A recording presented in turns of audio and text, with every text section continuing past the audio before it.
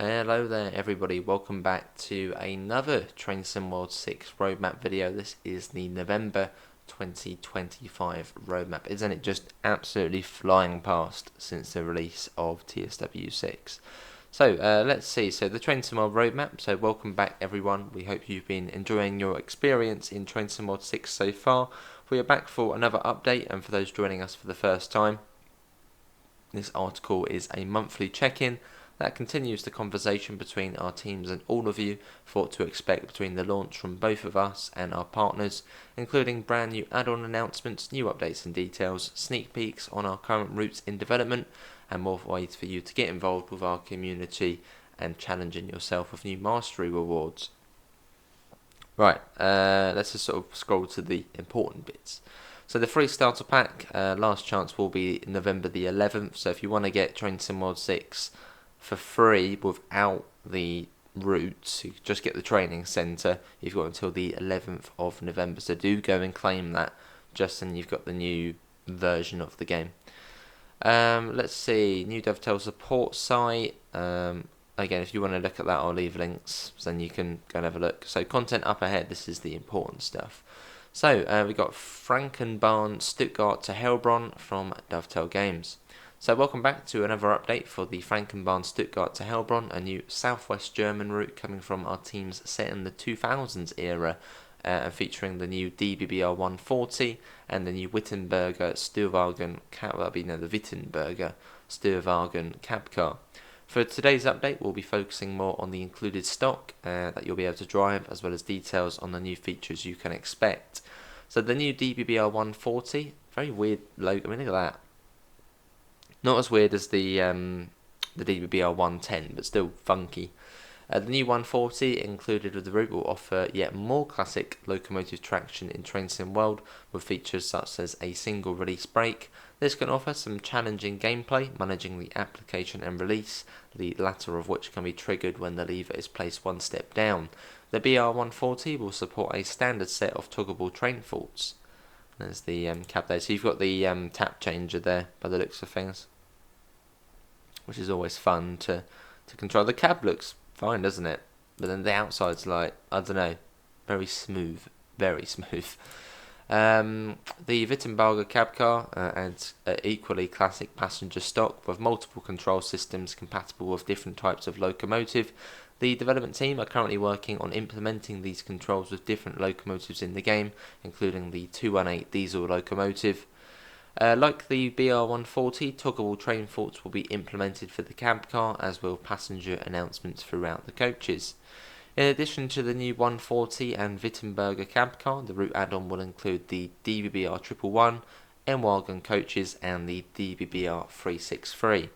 The variant of the BR111 and the M-Wagon coaches will be updated to feature the following toggleable train faults, so wiper failures, pantograph failures, circuit breaker failures, handbrake failures, duct passenger doors, and passenger lighting failures. Some minor bug fixes and improvements also be made to those trains. And this route will only be for PS5, Xbox Series S and X, and PC, so it's not going to be on PS4 or Xbox One, as quite a lot of DLCs are now. NEC New York to Stamford, we also wanted to share a small update on our new US route heading back to the Northeast Corridor with a new Metro North M8 EMU. So currently our teams have just started working on the environment and track laying for the route, so it's a little early for basically nothing at the moment. But yeah, that is going to be... Oh no, that was that route. So yeah, the German route is for PS5, Xbox Series S and X, and PC only. So this is for third-party development, so you should have seen the video just before. Hang on, we got something new here. Announcing the BNSF GP60M and GP60B from High Iron Simulations. I thought this was going on about the Cajon Pass one. Now that we're approaching the final release of the Santa Fe pack, which you can read about in our Santa Fe, which we did the video before this, the High Iron Simulations team are now looking ahead to announce some of their latest projects, this time including the distinctive Super Fleet GP60M and GP60B to Train Sim World 6. Look at that, in the pumpkin livery, I think it's called, the this BNSF livery. It's great that we actually do have BNSF in the game. as I think until Train Sim 3 released, BNSF, you could only the content was only really available licensed in the US.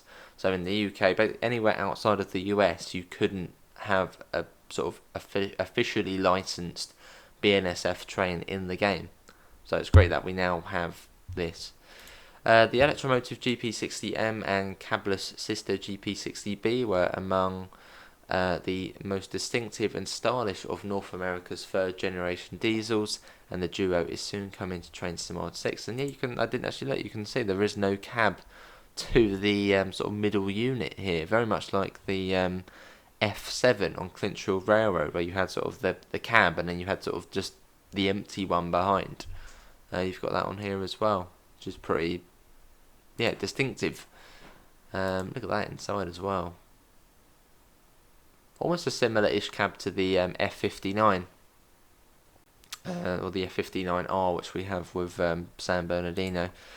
Built by Electromotive in 1990 to 91 at the request of the Santa Fe Railway to power the railroad's Superfleet intermodal trains, 63 3,800 horsepower GP60Ms equipped with wide-nose North American cabs were constructed, along with 23 cabless GP60B booster units, originally dressed in AT&SF's legendary war bonnet livery. The GP60M and B fleet joined the roster of newly formed BNSF in 1996, and the majority of the handsome and potent diesels remain in service today. Yeah, it does look funny, doesn't it? With just the little, the middle bit. Cool. I think you can go inside the engine room, or some sort of engine room there. This upcoming locomotive pack will deliver authentic and richly detailed renditions of the GP60M and GP60B and BNSF liveries. The GP60M will be included in BNSF H2 and H4 schemes, whilst the GP60B will wear the BNSF H1 livery. Joining the locomotives in the pack will be the all-new model of the railroad's modern articulated spine intermodal car with trailer and container loads, as well as the ex-Santa Fe GA series ribside 3-bay covered hopper in BNSF colours. It does look weird, having just that. It's just like, where's the cab? The booster unit. Cool. The GP60M and GP60B will be put to work in a realistic selection of mainline and local timetabled services and scenarios on the TfW Cajon Pass route, and will offer a robust selection of bonus scenarios on the San Bernardino route. Oh, look at that, it's a new wagon there. I haven't seen that one before. The extraordinary Electromotive GP60M and GP60B in original Santa Fe red and War Bonnet silver livery, as well as the BNSF patched edition of the War Bonnet livery, will also become available in the forthcoming TfW livery pack. Get ready to climb aboard one of North America's most remarkable and notable contemporary diesels with the upcoming GP60M and B from High Iron Simulations. Very nice. And yeah, they have got their first DLC, the Santa Fe Cajon Pass gameplay pack, which is going to be coming out next week, which we have already taken a look at. And then for UK TSW players, you've got the Avanti West Coast BR Class 805, very new trains in real life. Following the launch of their first add-on into Train Sim 6 with Birmingham Crewe, the Audiboard Studios team are back for an update on the Class 805, currently in development. Let's hear from their team about their progress and further details. There it is at Euston, looking cool. As we move closer to release, the 805 is now in its final stages of development, and the team is excited to be adding another key piece to the modern look of the West Coast Main Line. Throughout the testing, the unit has brought a fresh and contemporary energy to the route it serves. Its responsive traction, dual mode capability, newly captured 2024 audio and sharp Avanti styling all combine to give it a very present day feel. It has been designed to sit naturally within the modern railway, and its arrival completes an important part of the current West Coast Mainline picture. The only thing about these trains, they don't tilt, so you can't go at 125. Like the West Coast Mainline South is so easy in the Pendo. It's 125 basically the whole way north of Watford. In these, you're actually going to have to be slowing down and speeding up for all the different speed limits. There's the cabin sign, which does look quite a bit different to that of what we've seen so far. And look, next station's at Wolverhampton, so I'd assume this will also run on Birmingham Crewe. Alongside the 2025 timetable for West Coast Main Line South, we are pleased to reveal that the Birmingham to Crewe route will also gain a full modern day 24-hour timetable based on real operations in 2025. This does not replace the original 2019 version. Instead, it provides a completely different style of action that reflects how the route runs today. Liverpool services now turn back at Birmingham New Street. The Stoke Loop service is represented through an AI shuttle that waits out on platform 6, and the much loved Class 390s between Crewe and Birmingham, now called at Stafford, with reduced wait times at Wolverhampton to better reflect the current pattern. The variety continues with broader freight representation, fresh rail tour paths, and a set of ECS moves that ensure there is always something new happening around you. Look at it, oh look at the PIS as well, look at that. That's really different. The Class 805 sits naturally within this updated flow, strengthening the sense of a living modern West Coast mainline without dominating the timetable. It contributes with a mix of short and long distance workings and regular depot movings to and from Oxley, helping the wider service pattern feel busy and up to date. West Midlands Railway continue to handle stopping and fast regional services between Birmingham and Wolverhampton. LNWR's 350 managed their established semi-fast pattern to Crewe, and the Transport for Wales maintain their cross-border movements in line with present-day behaviour. A number of special workings also appear, including Class 47 rail tours, a recreation of the 323 farewell tour, each supported by unique empty stock activity.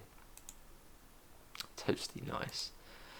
Across the full 24-hour period, the timetable contains 2,171 services in total, with 510 of them being drivable. It makes use of modern stock where appropriate, with some older traction retained where it improves the completeness and gameplay value of the timetable. And as with other routes, any layers that affect immersion can be disabled to suit player preference. The aim is simply to provide another fully organised, believable and contemporary timetable for Birmingham to Crewe that stands confidently alongside the new West Coast Mainline South 2025 timetable. Nice, look forward to it. With both routes now gaining their own modern day working patterns and the 805s tying the network together with its current intercity presence, the West Coast Mainline is about to feel more alive, more collected and more reflective of today's railways than ever before. We are excited for players to get their hands on the 805 and its enhanced gameplay inclusions, which give the West Coast Mainline fans even more to thrive on. And there we go, that is the update for the 805, and then we got the Transport for Wales Pacer from Just Trains. So firstly, we wanted to provide a less wordy, more screenshotty update on the TfW 142 add-on, coming to the Cardiff City Network route as it gets closer to release. So here we go, got some screenshots. So you've got GSMR in the Pacer now, as you can see there, which we didn't have before. Pretty cool. Nicer looking seats as well, and obviously the Welsh translations as well.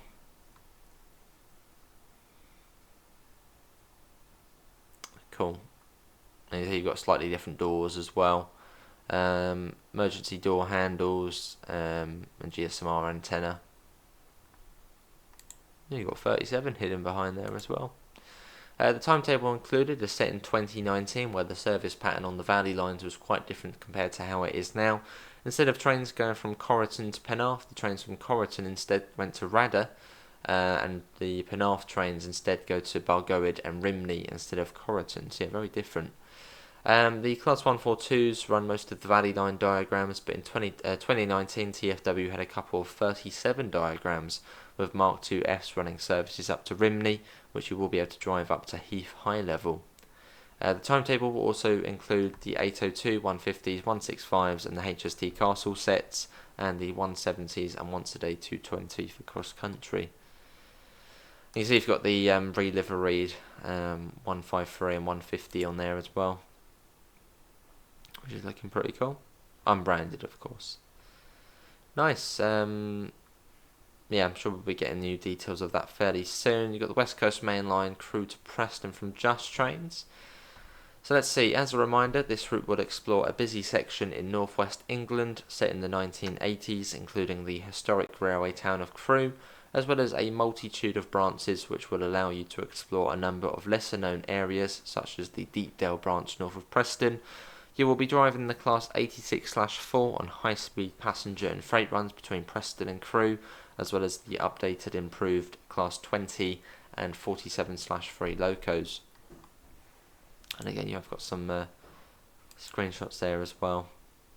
So we are continuing to develop the upcoming West Coast Mainline Crewe Preston, and we wanted to provide a new selection of work in progress screenshots illustrating the front end variants of the 47/3, along with an image of the updated cab featuring the vital slow speed control for the merry-go-round co-operations. There's the 47/3. Along with the 47/3, we're also proud to display some images of the route itself, including Winsford Station, Salop Goods Junction Signal Box, Crewe, Gressley Lane and Fiddler's Ferry Power Station, Warrington, Wigan Springs Branch TMD and Newton Le Willows stations. And there's Newton Le Willows. I thought Newton Le Willows was on the Manchester to Liverpool line. Well, that's just probably had to sort of intersect with it, doesn't it? We'll continue to be showing more news from Just Trains as they get closer to release. Nice. So Cargo Line Volume 5 Nuclear from Skyhook Games. So let's see, Skyhook Games introducing the FNAD Flask carrier wagons and the perfect partner, the Type 1 Class 20/3 diesel locomotive in an unbranded Oxford blue livery. This pack represents where, during 1994, DRS had the sole purpose of taking over rail base handling of nuclear material from British Rail. They eventually operated a fleet of 21 examples of the English electric Type 1s. We've sort of already heard about all of this, but there's the 20. And there's the, well, GSMR panic button there as well. Panic button, what the hell? Is that emergency brakes or is that something a bit different? Panic button. Interesting, I assume that's probably the emergency brake. Or some sort of, because these are the nuclear trains, so, but yeah, panic button, nice. Class 90, here we go. Progress of the Class 90 freight pack for TfW 6 continues at pace. Since the last roadmap, members of the ATS team have taken part in dedicated recording session to capture the full sound set of the 90, ensuring an authentic audio experience. Look at that. Gameplay development has been led by ATS, with Simulgraph work progressing in close collaboration with the excellent team at A&D Games. Nice to see those two collaborating again, as they do a lot for TSC.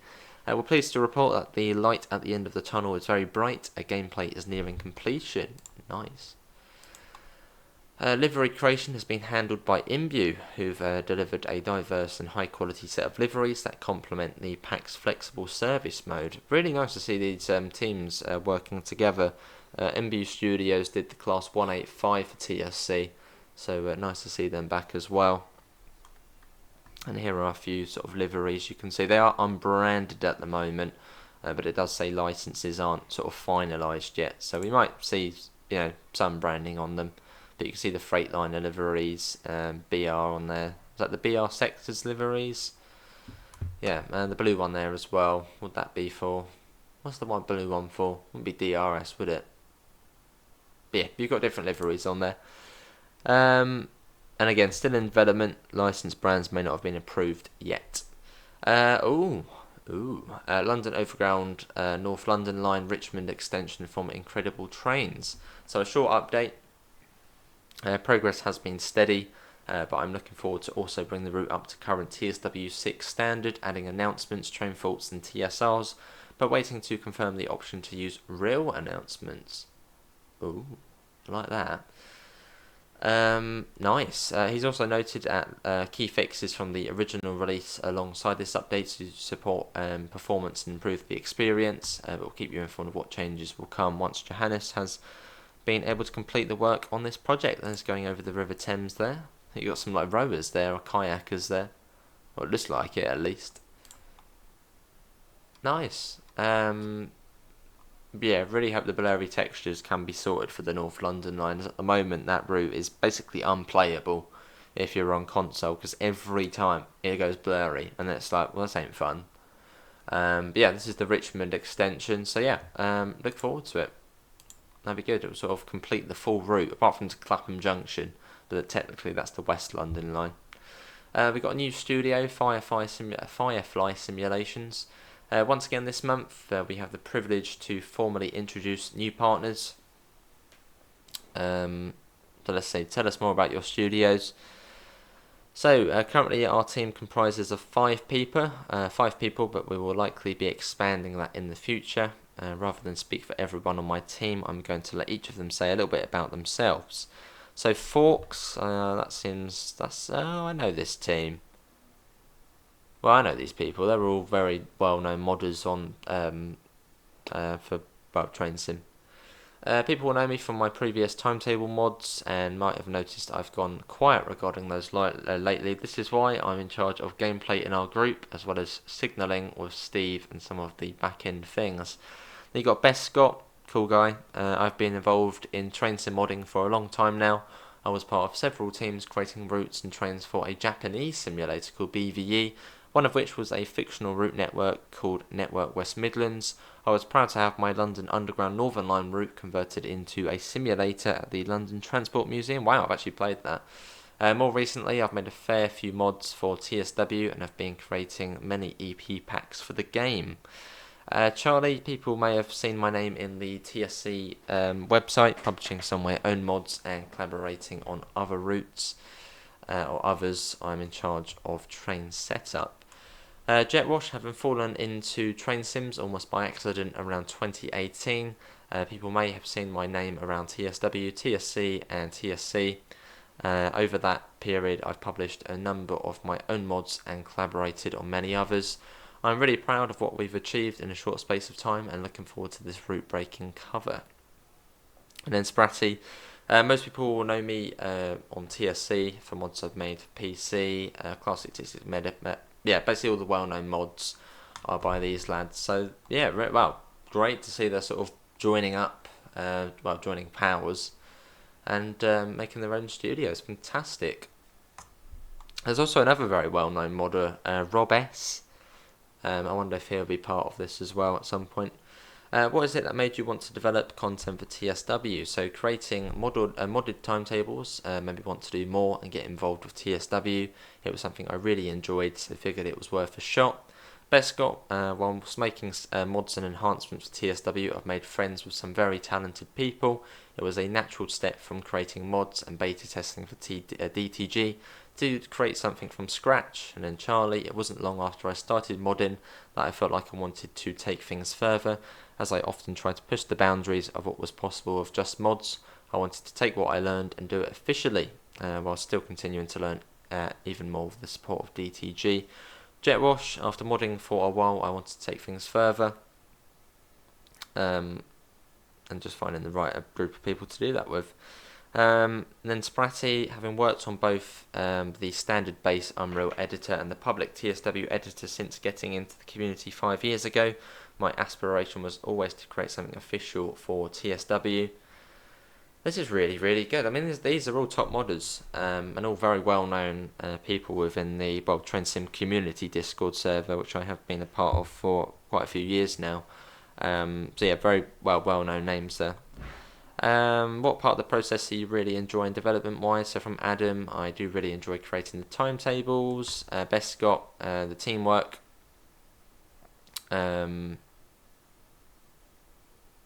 Scenery as well, putting stations together. Charlie, loco development, and Jetwash, I enjoy creating as accurate a representation of the real world in the simulated sphere as possible.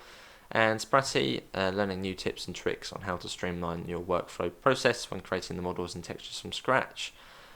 Really, really cool. Look forward to revealing more about what the team has been cooking up, possibly before the end of the year.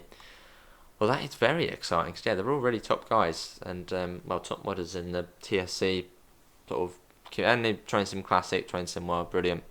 Additional add-ons in development, so we already know about these. You've got the Czech route by Vector, the Portuguese route by Virtuvia 360, the Japanese route by Union Workshop, the 377/3 and 171 pack from Rivet, Expert 145 from TSG, the 420 from TSG, HST Farewell, and GW Remaster from Grump Dog Games. But there we go. I'll leave a link if you want to go through everything on here. But yeah, and the mastering, which I don't do. They've got Metro Rivals as well, if you're interested in that. But yeah, that is the TfW 6 November roadmap. But that was cool. Some very good announcements there. And yeah, lots of content. Does seem like it is getting close to release. I think we're going to have like loads of content coming out within like the next few weeks, because all of this seems really close to release. So I think it's going to be a really good period heading up to Christmas. But yeah, that is going to be it from me. Do leave your thoughts in the comments below. Are you looking forward to these to this content coming out? Yeah, do let me know your thoughts in the comments below. Apart from that, thanks all for watching. See you all next time. See you all. Take care. Bye guys.